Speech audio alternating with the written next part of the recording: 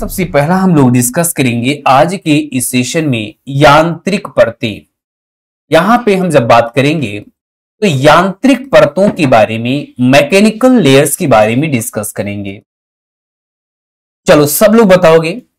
ये जब हम मैकेनिकल लेयर्स के बारे में बात करते हैं तो मैकेनिकल लेयर्स में क्या है कि जब हम पृथ्वी की आंतरिक परतों के विभाजन का जो आधार है, ये वेस ऑफ डिवीजन, यहां पे ये विभाजन का जो आधार है किसको माना जाए? रासायनिक तत्वों को माना जाए? यस या नो? नहीं सर, विभाजन का जो आधार है वो रासायनिक तत्वों को न मानकर हम किसको माने? अवस्थाओं को मानते हैं। हम यदि अवस्था को मानते हैं, स्टेजेस को मानते हैं, यहां पे अवस्था मींस स्टेजेस को मानते हैं। विभाजन का आधार वेस ऑफ डिवीजन। वेस ऑफ डिवीजन हम किसको माने?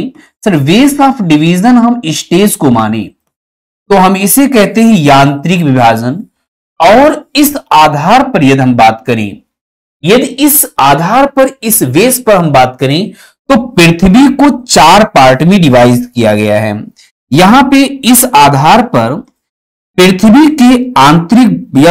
के आंतरिक भाग को 4 लेयर्स में डिवाइड किया गया है।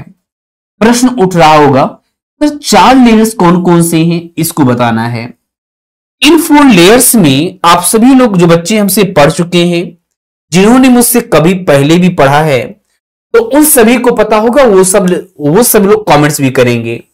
जो पहले हम उससे कभी भी पढ़ चुके हैं तो वो सभी बच्चे कमेंट्स करेंगे। ये 4 परतें कौन कौन सी हैं? तो आपका जवाब होगा कि सर लिथोस्फीयर कहते हैं। ध्यान समझिएगा सब लोग। एक हम कहते हैं लिथोस्फीयर, और लिथोस्फीयर को हिंदी में कहते हैं, सर इसे हिंदी में स्थल मंडल के नाम से जानते हैं।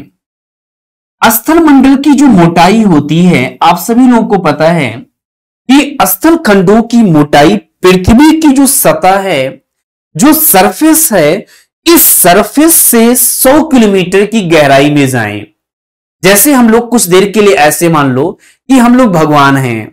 क्या मानोगे? सर भगवान हैं।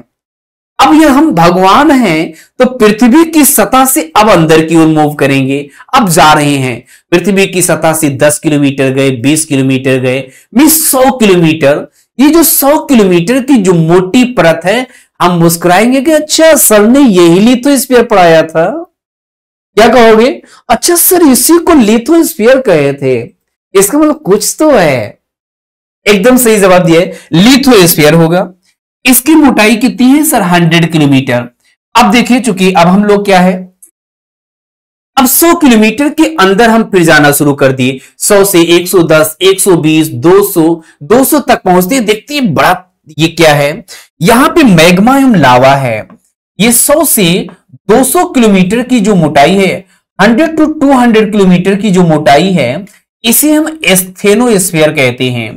क्या नाम देते हैं? सभी लोग बताते चलना है। सर इसे हम एस्थेनोस्फीयर कहते हैं। और इसकी मोटाई कितनी होती है? सर इसी मोटाई 100 से 200, और इसे हिंदी में दुर्बलता मंडल कहते हैं। इसे हिंदी में क्या कहते हैं? सर इसे हिंदी में दुर्बलता मंडल के नाम से जानते हैं।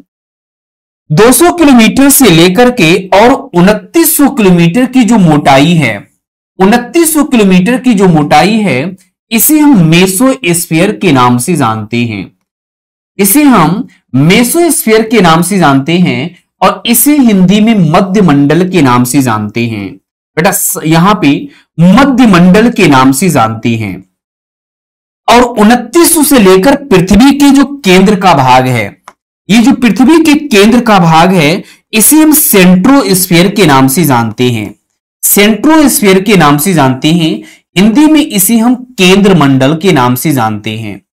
तो इस प्रकार यदि यांत्रिक परतों का हमने जो डिवीजन किया, तो डिवीजन करने पर हमें इतनी बातें पता चलती हैं कि सर लिथोस्फीयर सबसे मोटी परत है, उसके बाद हम देखते हैं एस्थेनोस्फीयर है, देन मेसोस्फीयर है, और देन सेंट्रोस्फीयर है।